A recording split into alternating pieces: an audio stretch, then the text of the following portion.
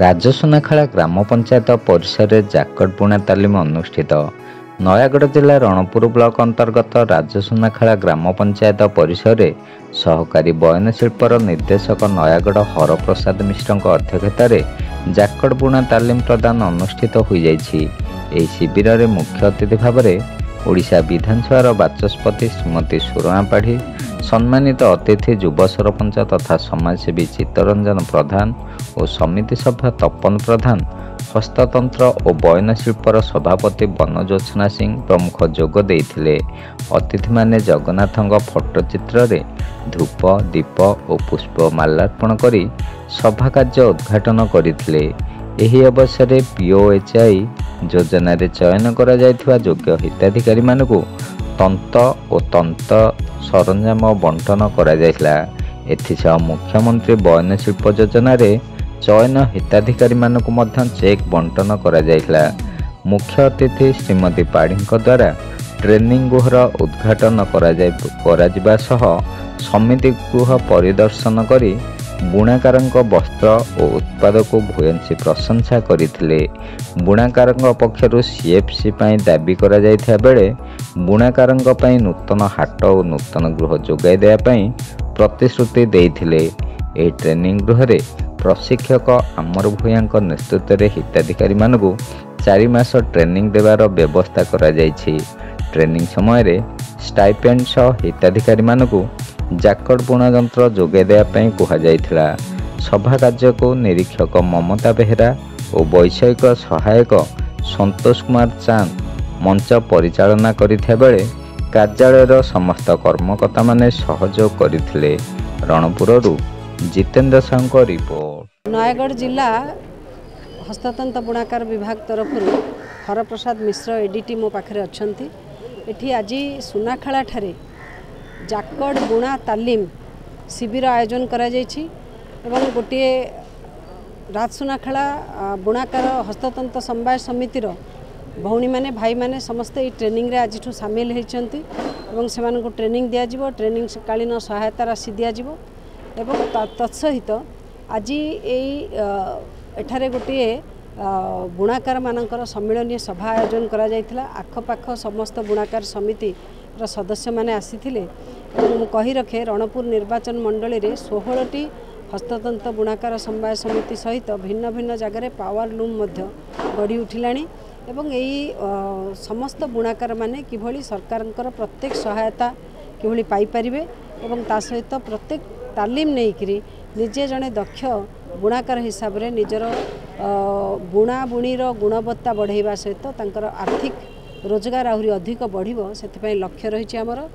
ଏ ବର୍ଷକ ଭିତରେ 4ଟି ଜାଗାରେ ଏଇଟାକୁ ମିଶାଇ 4ଟି ଜାଗାରେ ଆମର ଟ୍ରେନିଂ ସରିବା ପରେ ପୁଣି ଆଉ ଯେତେ ସମିତି ଅଛି ପ୍ରତ୍ୟେକ ସମିତିର ଗ୍ରୁପ ବାଇ ଗ୍ରୁପ ପିଲା ମହିଳା ଯୁବକମାନଙ୍କୁ ଆମେ ଟ୍ରେନିଂ ଦେବା ପାଇଁ ନିଷ୍ପତ୍ତି କରିଛୁ। ନୟାଗଡ଼ ଅଞ୍ଚଳରେ କିଭଳି ଭାବରେ ଲୋକ ଆଉ ବୁଣାବୁଣି କାର୍ଯ୍ୟ ପାଇଁ ଆଉ ବାହାରକୁ ଯିବେ ନାହିଁ, ଗାଁର ପୁଅ ଗାଁରେ ରହିବ, ଗାଁର ମା ଘରେ ବସିକି ରୋଜଗାର କରିବ। ଏଥିପାଇଁ ଆମେ ବୁଣାକାରକୁ ସଶକ୍ତ ଏବଂ ସମ୍ବଳ ଯୁକ୍ତ କରିବା ପାଇଁ ଯାଉଛୁ।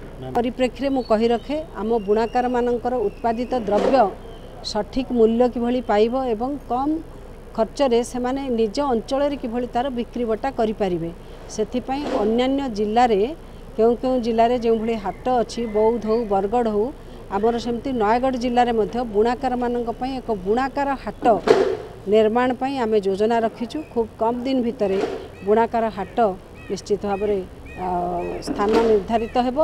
ସମସ୍ତ ବୁଣାକାର ମାନେ ଆମ ଜିଲ୍ଲାର ତଥା ଆମ ଜିଲ୍ଲା ବାହାରର ବୁଣାକାରମାନଙ୍କ ପାଇଁ ଏ ହାଟରେ ବିକ୍ରି ବଟା ପାଇଁ ବ୍ୟବସ୍ଥା କରାଯିବ, ଯାହାକି ଏ ଅଞ୍ଚଳର ଗୌରବ ଏବଂ ସମ୍ମାନ ବୃଦ୍ଧି କରିବ। Santosh Kumar Nayak, Balunkeswar WCS secretary. ये जो कार्यक्रमटी आमर कराही नयागढ़ जिला एडिट श्रीजुक्त हरप्रसाद मिश्र महोदय चेष्टार आयोजन करा बुणाकार मानकर किपरि आर्थिक अवस्था सचल हेब एवं जो मजूरी पाँच कि बढ़ से गोटे जाकट ट्रेनिंग बंदोबस्त ये करा एडिट महोदय चेष्टार आज ये जाकट ट्रेनिंग उद्घाटन उत्सव कराला सुनाखेला पंचायत ऑफिस घरे एवं सोसाइटी जो घरटी अच्छी से जाकड़ ट्रेनिंग भी आरंभ कराई। सुनाखेला ग्राम पंचायत ऑफिस कार्यालय ठारे यही जो उद्घाटन उत्सवटी आरंभ करा उपस्थित थिले आमर ओडिशार बाचस्पति श्रीजुक्ता सुरामपाड़ी महोदय, हाँ श्रीमती सुरामपाड़ी महोदय एवं स्थानीय सरपंच, स्थानीय समिति सभ्य एवं सोसाइटी सभापति एवं सहकारी बयन शिल्प निर्देशक नयागढ़ श्रीजुक्त हरप्रसाद मिश्र एवं सहकारी बयन शिल्प निर्देशक कर्मकर्ता बृंद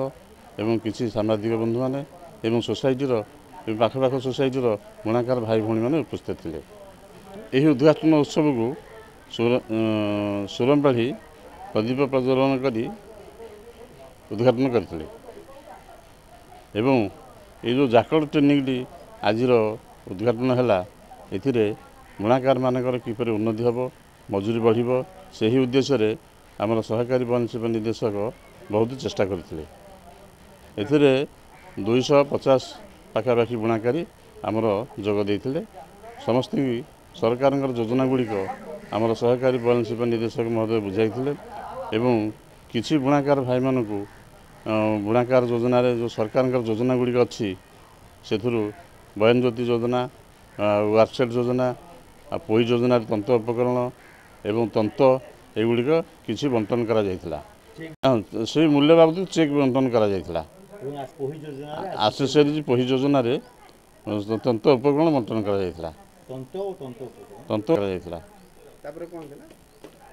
आमर आसिले जो ट्रेनिंग हॉल सेठी अच्छे आम जाकड़ फिटिंग होती तंत्र गुड़िक देखिले आगुड़ा केमती चलुची कौन हो हाँ रिबन काटिक उद्घाटन कले। सोसाइटी आसिले सोसाइटी जो उन्नत मानर वस्त्र सब बुणा हो साटिंग कना शाढ़ी आ पूजा वस्त्र स्कूल ड्रेस तैयारी होगुड़ा मैडम देखिले एवं बहुत सोसाइटी बुणाकार मान प्रशंसा कले जहाँ ये आमर स्थानीय बहुत भल भल जिनस बुणा हो प्रशंसा करते।